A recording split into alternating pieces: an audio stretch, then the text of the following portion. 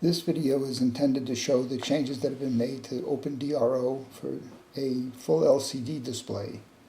It is based on the opendro version 040, and this will show a sampling of the changes to the user interface and the functional elements added. Here's the power on, and there's the new layout.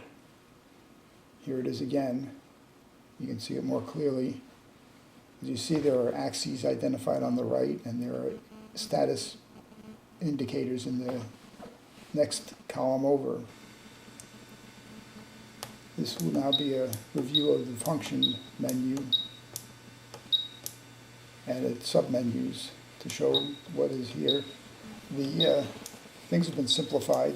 There's position followed by define, followed by the other functions that is system and setup. These are simplified and easier to use, and also in English as opposed to mysterious LED characters. Here are the sub-items within the various top-level items.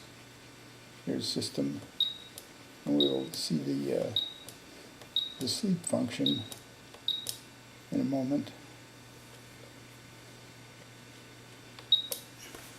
That was sleep from the function menu, and there the display is returned. You can also do quick keys, which get you to sleep, and it wakes up again.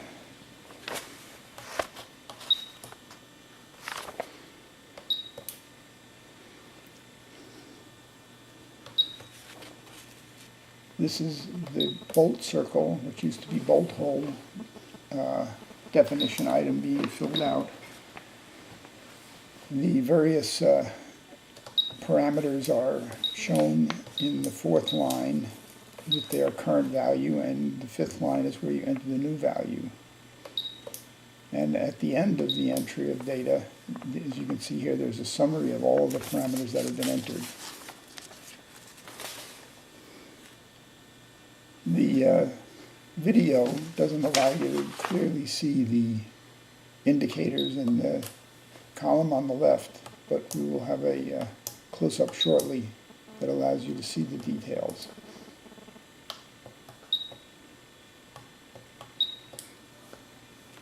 So we're going to define a grid. You can select the number you want. The line on the bottom, line 4, is a line that indicates the current use of an entry, with entry 1 being the leftmost digit, and it's a binary 0 or 1 for usage array. Here are the various parameters being entered, and as you can see, it says grid 3, that's the third item. And here's the summary for grid 3, that's the values contained in the grid 3 entry now.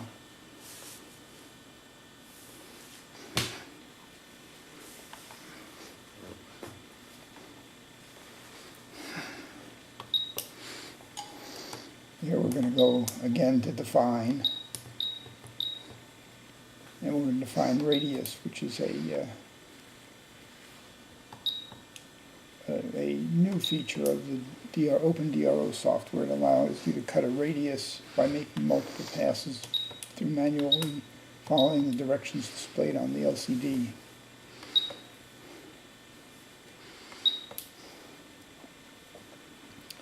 This is allowing you to select the X or Y axis as the axis in which motion takes place.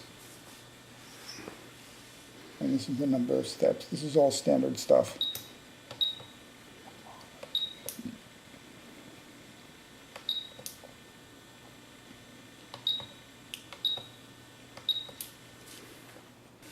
Now we go on to the function called utility calculator, which is not anything different from the calculator in the standard firmware. And I'm just going to enter some values, not necessarily make any use of the functions in the calculator.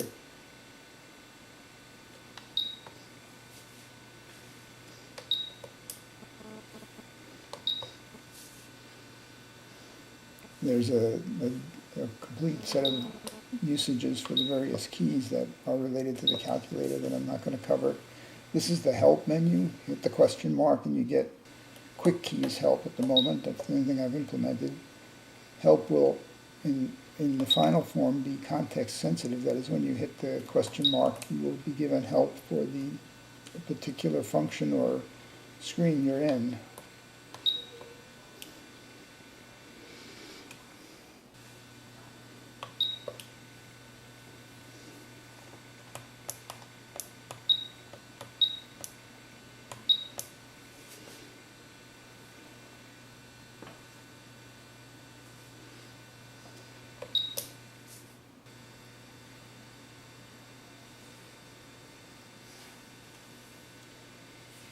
This will be setting up and using a tool,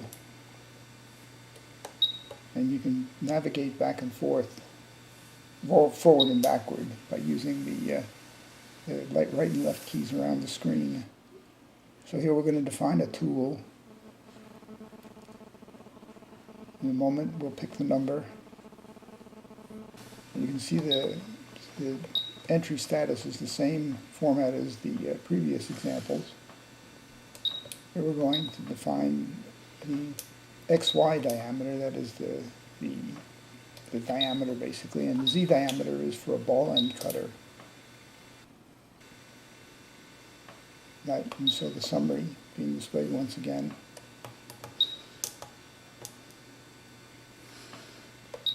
Here we're going to define another tool.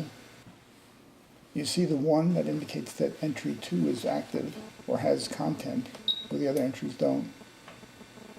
And we're going to review entry 2. You can see the fourth line contains its current value for the XY diameter.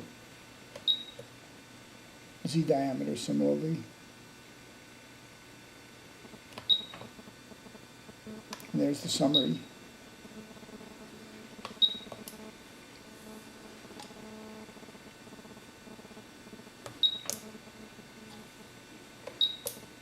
Now we're going to define tool 1, I'm sorry.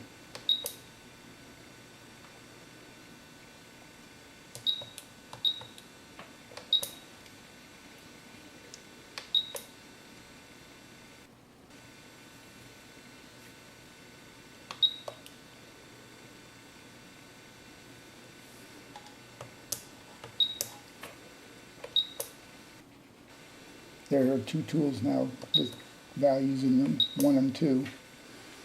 And here we are reviewing tool 1,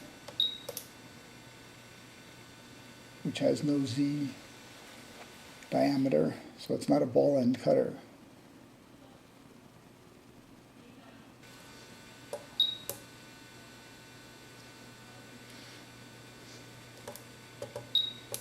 This is changing units.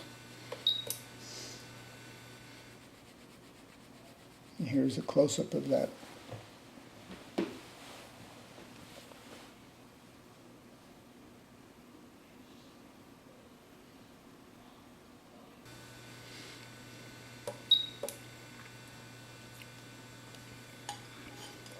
This will be the edge monitor function, which is a new function that makes use of both of the edge monitor inputs and allows you to have lines that monitor the edges so that the monitoring of edges is not tied to the setting of 0.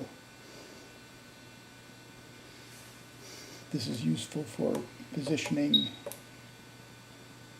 without necessarily setting 0 or any other edge monitor functions that may be useful.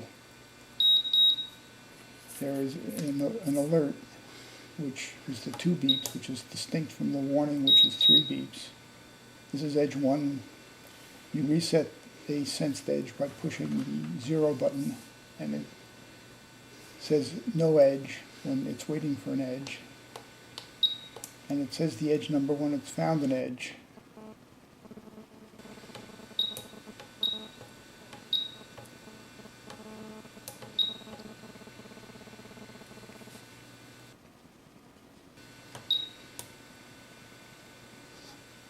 That's the tachometer entries. Here we go.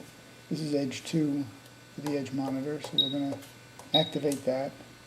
For line 4, which is where the dark, or the inverted, I should say, arrow indicates the current access is being performed, where the instant access buttons, or the L buttons,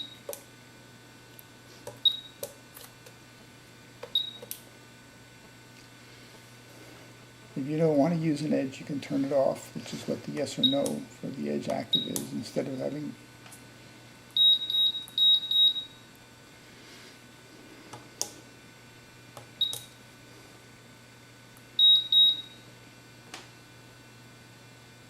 this is just a sequence of uses of the edge monitors.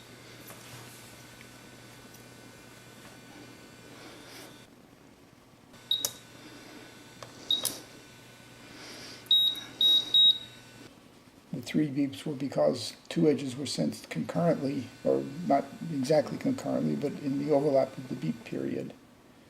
And here's a close-up of the screen during the prior operations. The design philosophy behind this implementation is to separate the lines from the axes, rather than having them bound inextricably together. The line can be used to access any number of functions beside just the position sensors, that is tachometers or edge sensors, or who knows what in the future. As you can see, the status indicators next to the position numbers are inch or millimeter, absolute or increment, and that can be set for each axis. So the units and incremental mode are settable by axis, not globally settable, although you can use the absolute inch button and the inch millimeter button to globally set those for all of the standard axes, that's X, Y, and Z. The C and W axes are not set globally because they don't represent a standard three-dimensional axis scheme.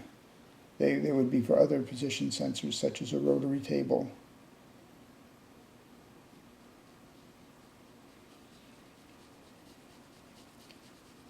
Take note once again of the arrow, which indicates which line you're actually operating on during the time you're in direct access to a line mode.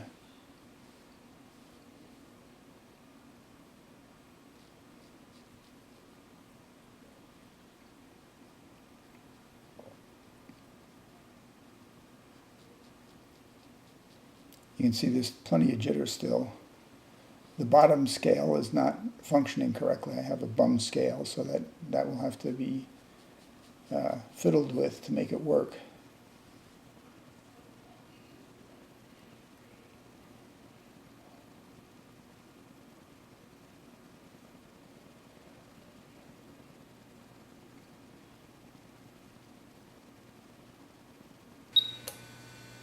Now we're going to see the setting for feed rate. So here,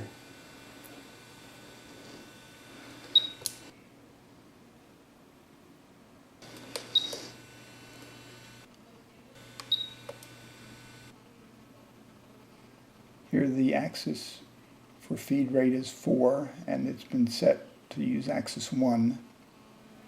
And I will now move the sensor for axis 1, scale 1 that is, and you can see the feed rate is calculated and displayed.